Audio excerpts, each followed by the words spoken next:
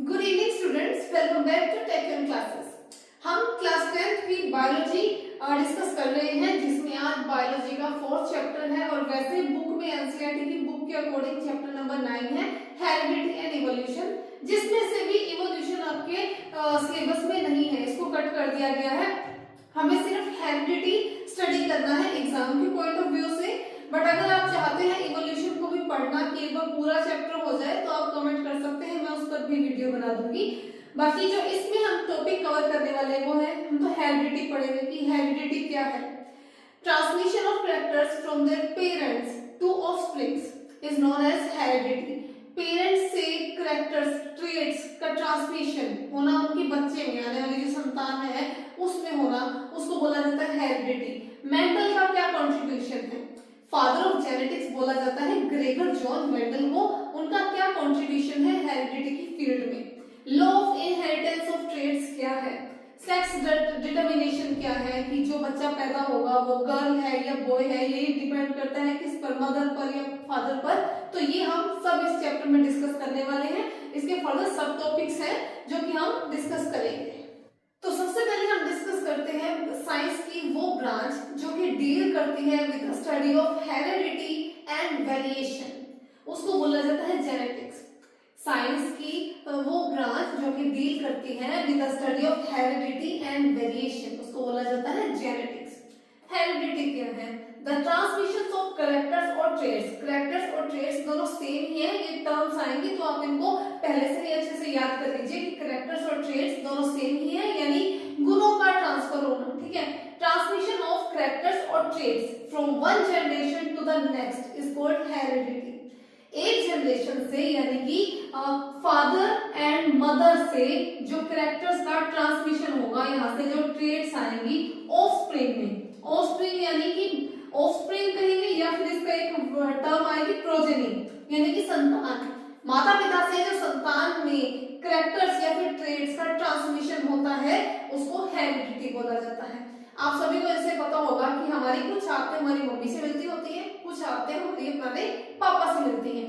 तो वही जो कैरेक्टर्स है, जैसे कि पापा के जैसा बात करना या पापा के जैसा बैठना, मम्मी के जैसा कोई ना कोई आदत हमारी मम्मी से मिलती होने की, कोई बात बोलनी या मान लो कोई ऐसे हाथ करके बैठना कि सेम कई बार हमारे ऐसे कैरेक्टर्स होते हैं जो कि हमारे मदर पेरेंट्स से मिलते हैं, तो उनको बोला जाता है हेरिडिटी। कि जो कैरेक्टर्स माता पिता से हमारे अंदर आए हैं, संतान के अंदर आए हैं उनकी, उसको बोला जाता है हेरिडिटी। इसको इनहेरिटेंस भी बोला जाता है, एक टर्म आएगी आगे, हेरिडिटी को ही इनहेरिटेंस भी कहा जाता है।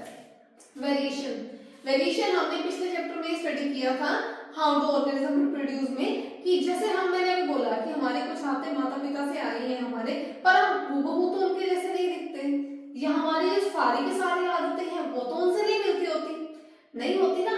तो वही कुछ ना कुछ हमारे अंदर जो चेंजेस होते हैं, कुछ अलग होता है, कुछ डिफरेंस होता है, उसको बोला जाता है variation. The differences in the characters between parents and offsprings, parents माता पिता और ऑफस्प्रिंग के बीच में जो कैरेक्टर्स में अलग है, जैसे मान लो बात करने का तरीका सेम हो गया, चलने का तरीका सेम हो गया, कोई एक और तरीका हो गया कुछ नया काम करने का, तो वो तरीका अगर अलग है, वो माता पिता में नहीं है सिर्फ बच्चे में, या फिर सिर्फ माता पिता में है उनके बच्चे में नहीं आया, तो वो जो डिफरेंस है उस कैरेक्टर में, उसको वेरिएशन बोला जाता है। The differences in the characters between parents and offsprings, माता पिता और बच्चों के बीच में जो कैरेक्टर्स का, गुणों का जो डिफरेंस है उसको बोला जाता है वेरिएशन। हेरिडिटी होता है transmission of characters from one generation to the next generation. Mummy papa में जो गुण आए थे ये उनके मम्मी पापा से आए थे, पापा में वही सेम मम्मी में भी ऐसे आए थे, और उसके बाद इन दोनों को जब इन दोनों से जो कैरेक्टर्स आए वो उनके ऑफस्प्रिंग्स में है, तो इसको बोला जाता है ट्रांसमिशन ऑफ कैरेक्टर्स और traits from one generation to next generation, या फिर from one generation to next generation is called heredity. And the differences in the characters between parents and offspring, अब इनमें जो कैरेक्टर्स अलग थे, जो कैरेक्टर्स इनमें हैं पर इनमें नहीं हैं, तो उनमें जो डिफरेंस आया है उसको वेरिएशन बोला जाता है। अब क्लियर हो गया सभी को, समझ आ गया सभी को? अब वेरिएशन भी दो तरह का होता है, एक होता है सोमैटिक वेरिएशन दूसरा है गैमेटिक वेरिएशन। तो अब मैं फिर इसका डिफरेंस बना के आपको समझाती हूँ कि ये क्या है, इनमें क्या क्या चीजें अलग हैं। Somatic variation and gametic variation, it take place in the body cells. ये जो होती है ये बॉडी के सेल्स के अंदर होती हैं और ये होती हैं गैमेट्स या फिर रिप्रोडक्टिव सेल्स के अंदर, यानी कि ओवम में या फिर स्पर्म में। It is neither inherited nor transmitted, यहाँ ना तो ये कहीं से ली जा सकती है ना ही आगे फर्दर ट्रांसमिट की जा सकती है। ये इनहेरिटेड भी है, ट्रांसमिटेड भी है, यानी इनको एक जनरेशन टू जो दूसरे जनरेशन लाया भी जा सकता है और आगे पहुंचाया भी जा सकता है। इनको एक्वायर्ड ट्रेट्स कहा जाता है क्योंकि ये जो लाइफ है ड्यूरिंग द लाइफ इसको एक्वायर किया जाता है, इसको अपनाया जाता है, बाहर से है ये इनहेरिटेड नहीं है, हमारे अंदर से नहीं है ये। इसको इनहेरिटेड ट्रेट्स भी कहा जाता है क्योंकि ये पेरेंट्स से ही ट्रांसमिट होकर आया है, वहीं से ही इनहेरिटेड हुआ है। अब एग्जांपल क्या है, cutting of tails in dogs. कई जैसे पिटबुल होते हैं जो फाइटर डॉग्स बनाते हैं, तो उनकी जो पूंछ है, जो उसकी टेल है, उनको कट कर दिया जाता है। तो ये पेरेंट्स में तो थी उनकी टेल, वो आगे ऑफस्प्रिंग में भी आई, लेकिन उसको बाद में उसको काटा गया, उसको बाद में उसको वहां से हटवाया गया।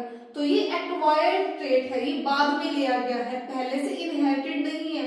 पेरेंट्स में टेल प्रेजेंट थी, ऑफस्प्रिंग में भी टेल प्रेजेंट थी, लेकिन उसको उसके फर्दर उसकी लाइफ स्पैन से हटाया गया, तो उसको बोला जाता है एक्वायर्ड ट्रेट्स।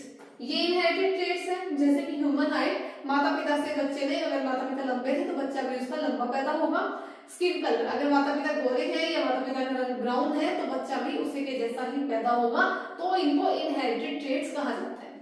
ये बॉडी सेल्स में होती हैं और वो गैमेट्स या फिर रिप्रोडक्टिव सेल्स में। ना तो इनहेरिटेड है ना ही इनको ट्रांसमिटेड किया जा सकता है।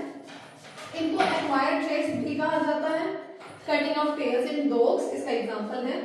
इनहेरिटेड भी है, फर्दर ट्रांसमिट भी किया जा सकता है, इनको इनहेरिटेड ट्रेट्स कहा जाता है। और जैसे कि एग्जांपल है ह्यूमन हाइट हो गया, स्किन कलर हो गया।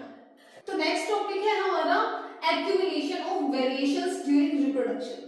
रिप्रोडक्शन के टाइम पर जो एक्यूमुलेशन यानी इकट्ठी हो जाती है वेरिएशंस, वो क्या है?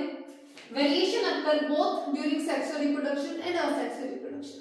वेरिएशन यानी कि जो चेंजेस आते हैं कैरेक्टर्स में from parents to their offsprings, जो भी चेंजेस आते हैं कैरेक्टर्स में, उनको बोला जाता है वेरिएशंस बोला जाता है। वो दोनों टाइप से आते हैं, चाहे इंडिविजुअल ने सेक्सुअली रिप्रोड्यूस किया हो या फिर असेक्सुअली रिप्रोड्यूस किया हो, तो दोनों तरफ से वेरिएशंस हो सकती हैं।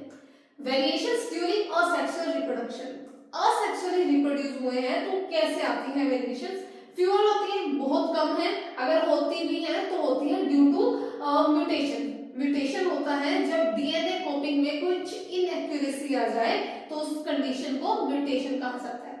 जब डीएनए का कॉपी होगा तो उसमें कुछ इनएक्यूरेसी आ जाए, उसको बोला जाता है mutation. Variations during sexual reproduction large होती है ड्यू टू क्रॉसिंग ओवर के कारण हो जाती है, म्यूटेशन के कारण भी होती है, यानी डीएनए कॉपिंग में कोई इनएक्यूरेसी आ जाए या फिर सेपरेशन हो जाए क्रोमोसोम का, तो उस कंडीशन में भी वेरिएशन हो सकती है सेक्सुअल रिप्रोडक्शन में।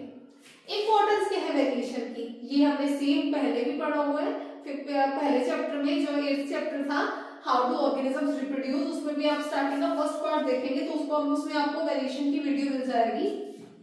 बेटर सर्वाइवल इन चेंजिंग एनवायरनमेंट, इंपॉर्टेंस क्या है वेरिएशन की, यानी अगर एनवायरनमेंट चेंज हो रहा है और जो पर्सन है, जो इंडिविजुअल है, उसमें कुछ वेरिएशंस है तो वो अच्छे से सर्वाइव कर पाएगा उस बदलते हुए एनवायरनमेंट में।